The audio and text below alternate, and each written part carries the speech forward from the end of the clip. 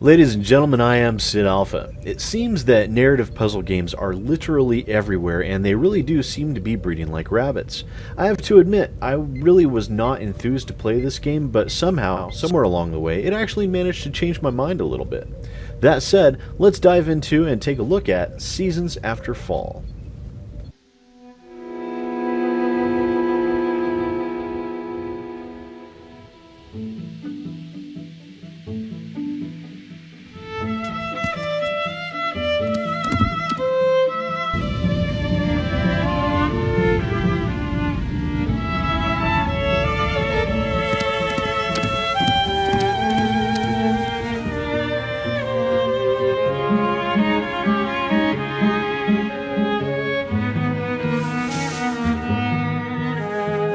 So as I said, Seasons After Fall is a puzzle platformer game whose main character is a ball of energy that possesses a fox, like some kind of druidic spirit or ghost. And no, before anyone asks, possession of an animated fox in a video game does not institute animal cruelty in any way. It's a bit creepy, but definitely not animal cruelty.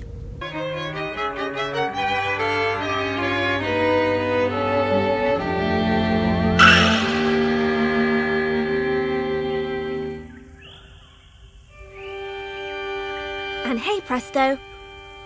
Now you have a body, you'll be able to visit the Guardians of the Seasons.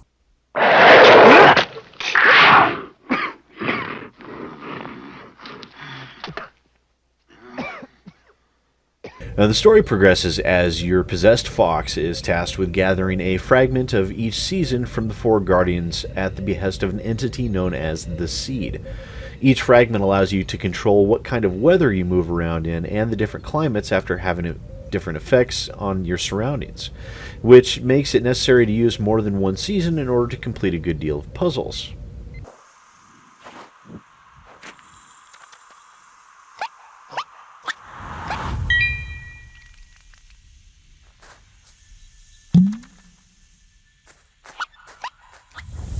The puzzles themselves aren't especially difficult, but one thing you will notice is a complete lack of map or method to track your current quests, which I was fine with a lack of map, but the game's lack of meaningful quest tracking makes it to where if you aren't paying attention at the dialogue, then you will be very much left not knowing where to go or what to do.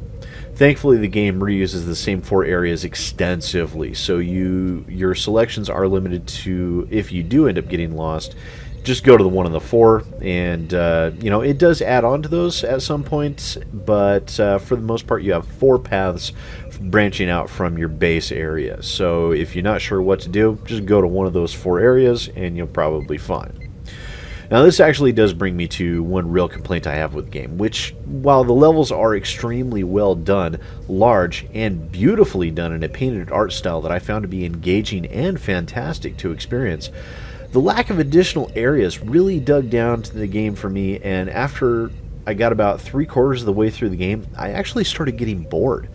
Now, you find yourself retreading areas far too often, and that really detracts from the overall experience. However, the game's aesthetics are amazing with that gorgeous oil painting art style, and the music is incredible and extremely well suited to the tone and feelings of the game, which, in my mind, actually managed to save this game from real mediocrity.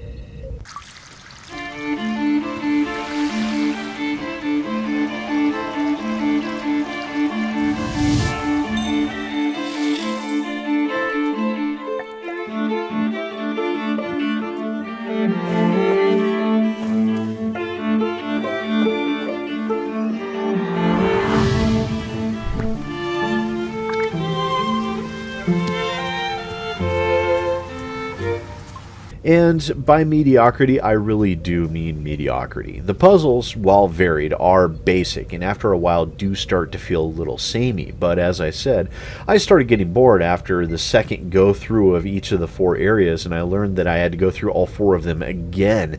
And I just wanted to see something new, because the same areas over and over really started wearing on me. And I ended up not having as much fun as I thought I would. So the voice acting, though, I do have to note, was well done here, and definitely an added welcome element to the game. I was actually expecting this to be a silent game in order for it to be more artsy, But the developers recognized the need for some actual storytelling, and they did do a good job in that regard. So in the end, I would give this game a solid 6 out of 10. Provisionally. You see, I really didn't like the game because it got boring for me, as most puzzle games do. Rarely do they offer any real challenge for me outside of precision jumping elements, and I know that might seem a little conceited, but there it is. Now, if you are a fan of puzzle games, then this one could be considered above average. With an amazing art style, good voice acting, incredible music, and a decent amount of gameplay length considering other titles that I've seen in this genre, yes, I'm looking at you, Turing Test, this game does offer better value for your money than many others. So this has been a look at Seasons After Fall, a beautiful puzzle platformer by Swing Swing Submarine and published by Focused Home Interactive. It is $15 or your original equivalent and is available on Steam now. So don't forget, guys, if you like this video, please remember to click on the subscribe, like, and share buttons. Thanks again for watching. And once again, I am SidAlpha, and I'll see you next time.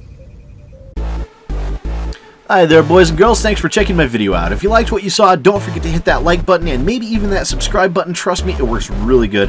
Don't forget to share with your friends, and if you're interested in following me on Twitter and Facebook, the links for that are in the description down below. I also have a Patreon if you're interested in helping to support the growth of my channel, and the link for that is down below as well. And once again, thanks for watching and supporting my channel, guys. I really appreciate it.